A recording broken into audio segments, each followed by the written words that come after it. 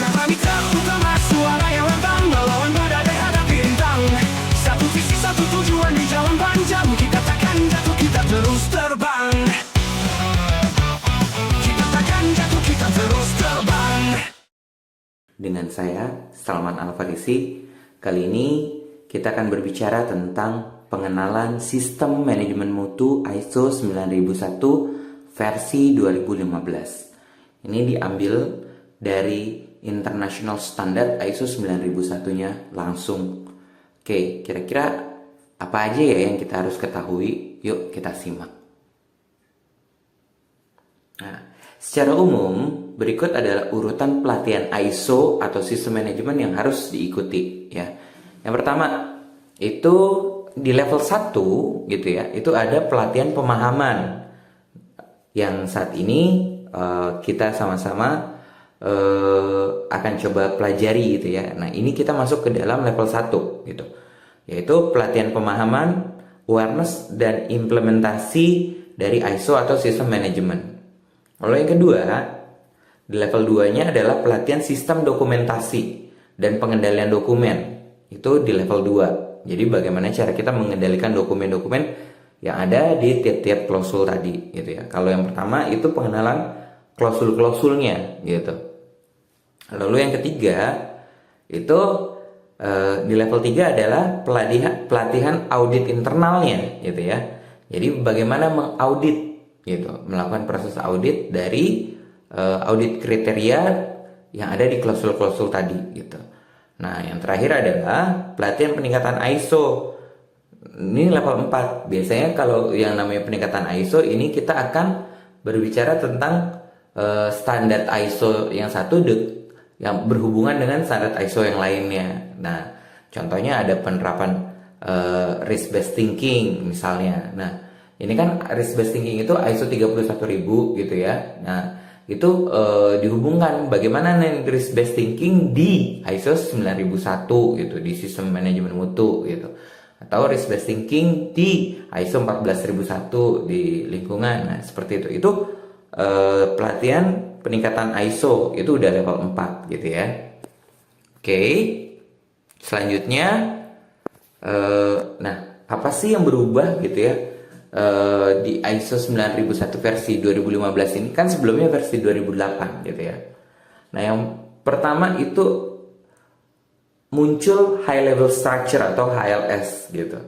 Nah, yang kedua itu adanya risk based thinking gitu. Lalu yang ketiga ini requirement itu jadi lebih sedikit gitu. Nah, yang keempat penekanan terhadap dokumen-dokumen itu juga jauh lebih rendah. Yang kelima itu adanya peningkatan dalam penerapan di bidang jasa gitu ya. Nah, kalau dulu itu ngobrolin sebuah produk aja. Nah, kalau sekarang sudah bisa produk dan jasa gitu. Lalu yang keenam itu adanya permintaan-permintaan yang membatasi antara satu QMS dengan yang lainnya gitu ya. Dan yang ketujuh itu meningkatkan penekanan terhadap konteks perusahaan. Yang ke-8 itu peningkatan terhadap kebutuhan leadership gitu ya. Dan yang terakhir adalah sangat menekankan pada keberhasilan bersama gitu. Di sini dilihat dari peningkatan kepuasan pelanggan. Apa sih yang disebut sistem manajemen mutu? Ya, sistem manajemen mutu itu penerapan sistem manajemen mutu itu adalah keputusan strategis bagi perusahaan yang dapat membantu untuk meningkatkan kinerjanya. Jadi ingat, itu keputusan strategis ya, secara keseluruhan dan memberikan dasar yang kuat untuk inisiatif pembangunan berkelanjutan.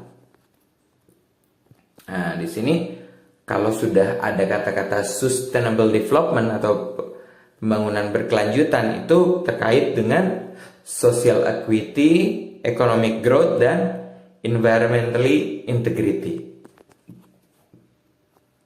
Nah, apa sih keuntungannya sertifikat ISO gitu ya? Sertifikat ISO itu ketika sebuah perusahaan memiliki sertifikat ISO itu dapat memenangkan persaingan terdepan dari kompetitor, meningkatkan kepercayaan dan kepuasan, mencapai keunggulan operasional, kesesuaian peraturan dan persyaratan, memperbaiki efisiensi kerja, lalu yang terakhir mengurangi biaya, kesalahan, dan insiden. Nah, manfaat ISO 9001-2015 ini mampu memberikan produk dan layanan bermutu secara konsisten, meningkatkan kepuasan pelanggan, mengenal resiko dan peluang dalam pencapaian sasaran, dan yang keempat adalah dapat membuktikan bahwasanya sistem manajemen mutu sesuai dengan persyaratan-persyaratan internasional.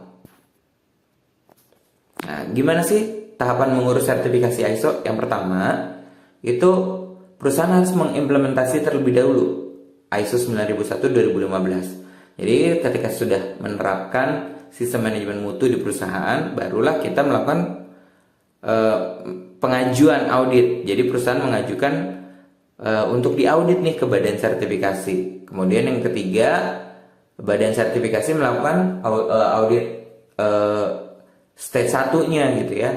Nah, ini stage 1 biasanya tuh hanya sekedar memeriksa pemenuhan persyaratan dan dokumentasi gitu. Lalu stage 2-nya ini baru kita lakukan real auditnya gitu ya, memeriksa pemenuhan persyaratan implementasi secara keseluruhan di perusahaan.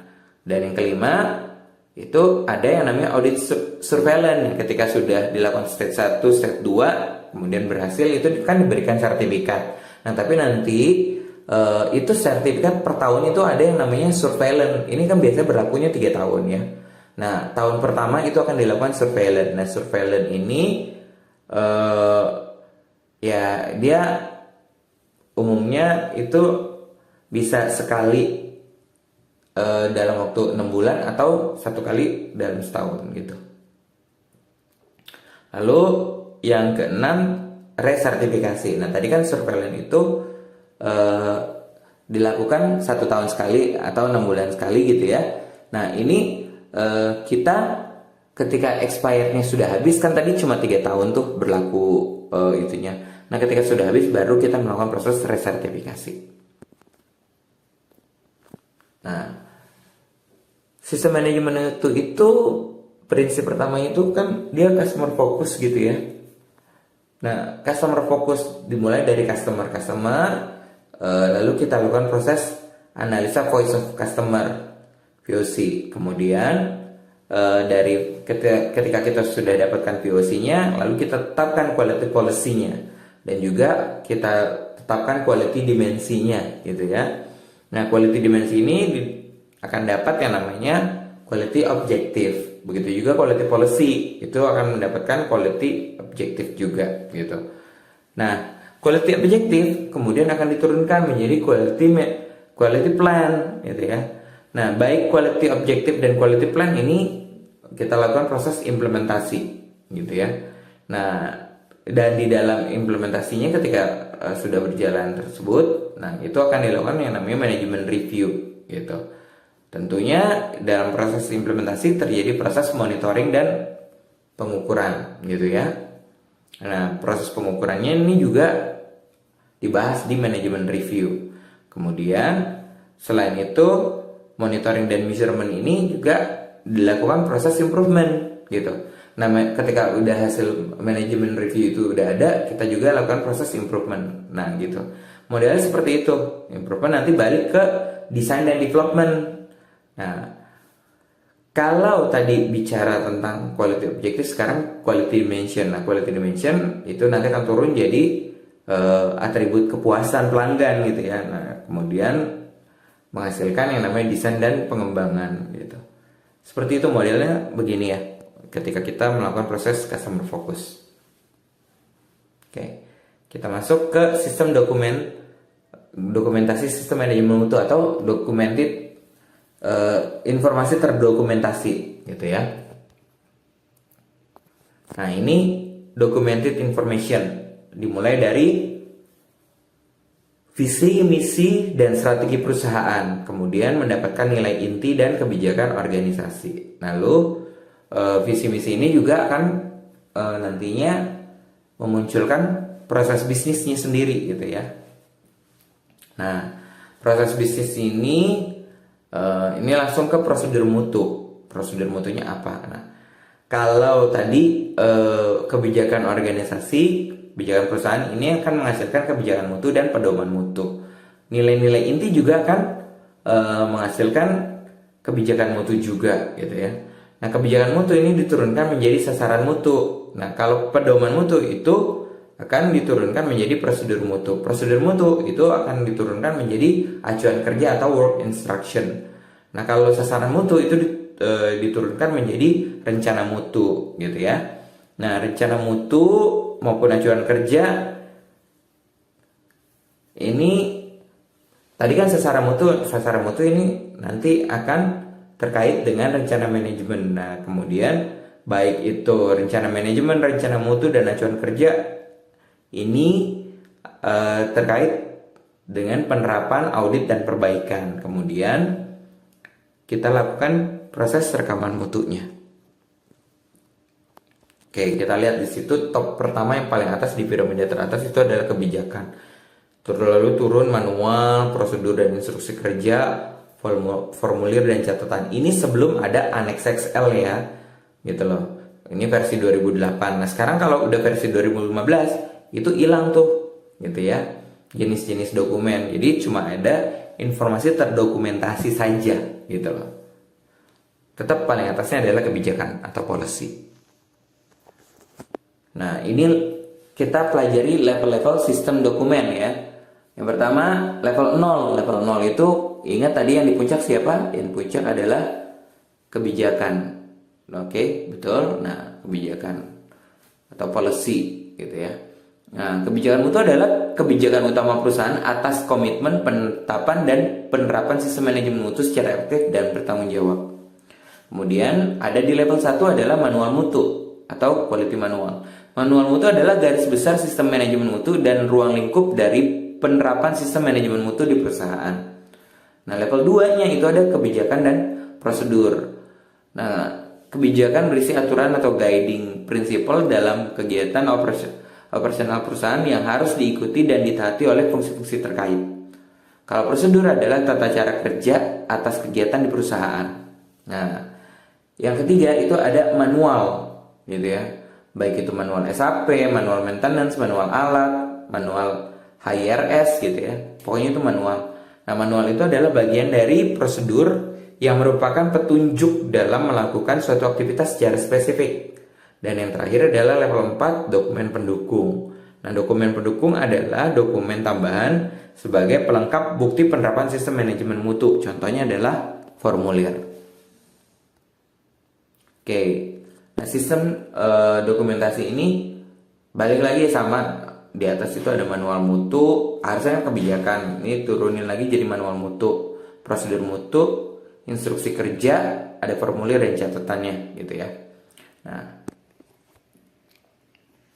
oke, kita lihat di sini pertama top manajemen menentukan konteks dan skupnya, lalu kemudian menghasilkan quality policy atau kebijakan mutu. Kebijakan mutu akan menghasilkan namanya objektif atau tujuan mutu. Tujuan mutu akan menghasilkan program mutu akan menghasilkan improvement. Itu begitu prosesnya.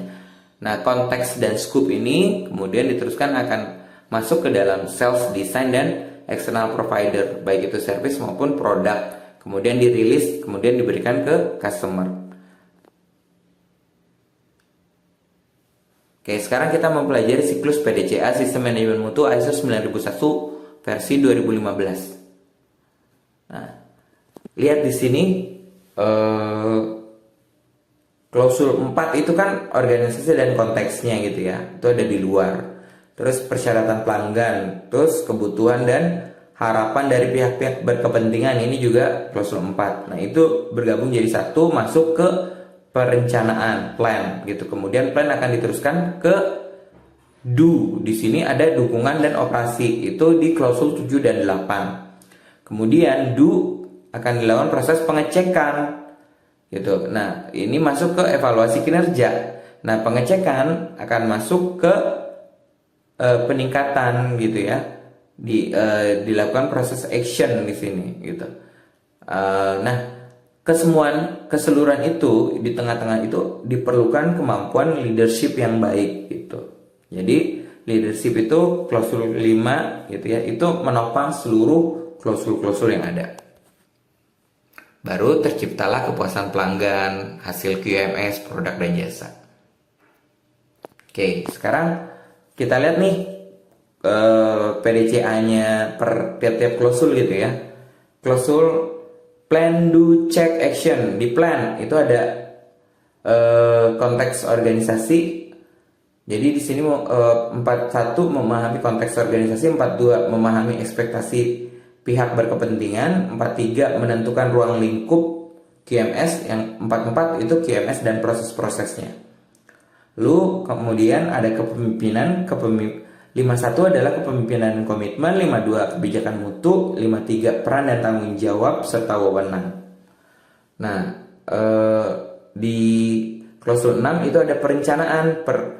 Yang pertama, penanganan risiko dan peluang. Yang kedua, sasaran mutu dan rencana pencapaian. Dan yang ketiga, perencanaan perubahan. Nah, kemudian kita masuk ke do. Di sini ada dukungan, yaitu sumber daya manusia, kompetensi, kesadaran, komunikasi, informasi terdokumentasi.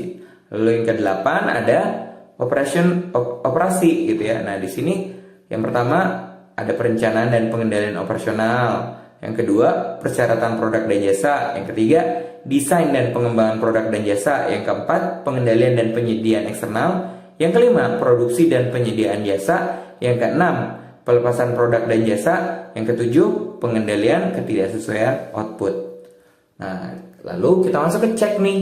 Apa yang dicek? Evaluasi kinerjanya tadi.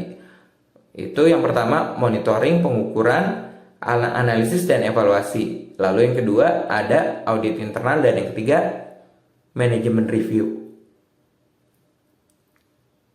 Nah, yang terakhir adalah action. Di sini dibutuhkan yang namanya improvement.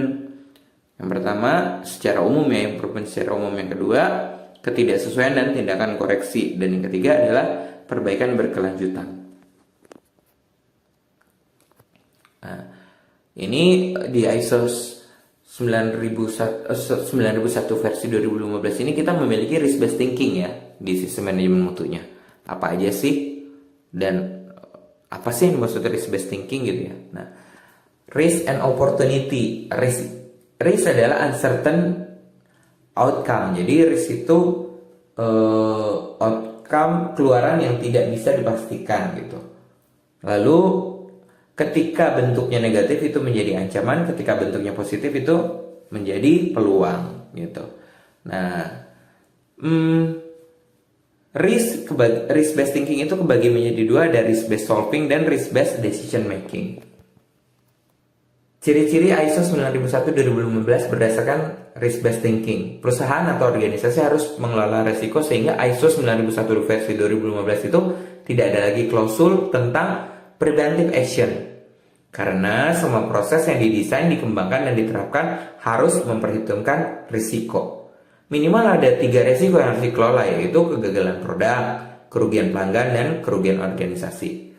Persyaratan ini tertuang dalam klausul 6 tentang planning. Artinya risiko harus dianalisa dan dideterminasi sedemikian rupa sehingga pada saat membuat perencanaannya bisa berjalan dengan baik. Nah, risk based thinking itu membutuhkan analisis, strategi, perencanaan, proses, review, evaluasi, kontrol, dan pengujiannya. Nah, resiko di 9001 itu bisa resiko strategi, analisis, policy, resiko kontrol, resiko improvement, resiko proses, ada banyak ya. Nah, risk based thinking itu ada di mana? Di PDCA ISO 9001-nya gitu ya. Nah, itu ada di klausul 44F gitu ya. Terus 511D, 512, 61, 612, 8, 932, 10, 2.1. Nah, itu klausul-klausul yang terkait dengan risk based thinking.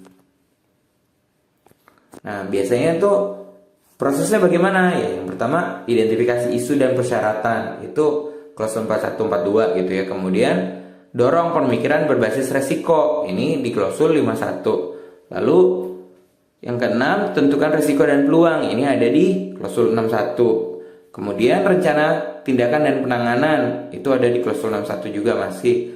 Lalu kemudian tangani resiko dan peluang, ini ada di klausul 44. Kemudian ada evaluasi efektivitas penanganan, ini klausul 9.1. Kemudian selanjutnya ada bahas dalam tinjauan manajemen, itu 9.2. Kemudian mutakhirkan resiko dan peluangnya, itu ada di klausul 10.2. Dan yang terakhir adalah pastikan peningkatan kepuasan pelanggan, ini ada di klausul 51. Nah, gimana sih cara kita mengelola resiko gitu ya? Yang pertama, itu kita harus melakukan penetapan konteks. Kemudian penetapan konteks ini kita lakukan proses identifikasi resiko. Lalu identifikasi resiko sudah, kita lakukan analisis resiko. Kemudian evaluasi resiko, dan yang terakhir adalah penanganan resiko. Gitu. Nah, langkahnya kita punya ada 6 langkah. Yang pertama, kita lakukan risk identification atau identifikasi resiko. Ini sesuai dengan klausul 41, 42, 441F, 512 dan 611 gitu.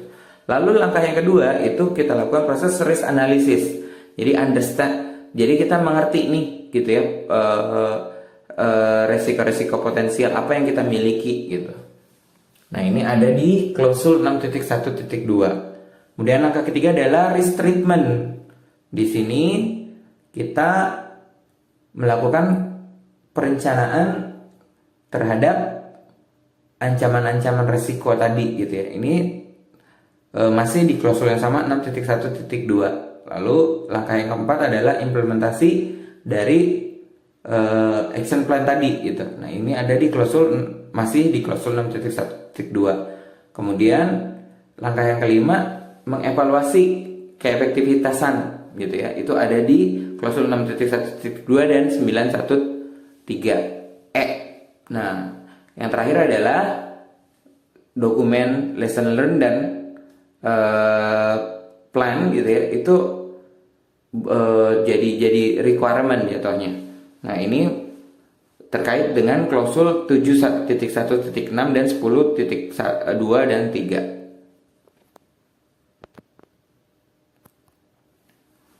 Nah, ini contoh bagaimana cara kita menganalisis resiko gitu ya. Ini disebut risk matrix gitu. Di sumbu Y ada likelihood, di sumbu X-nya ada impact-nya.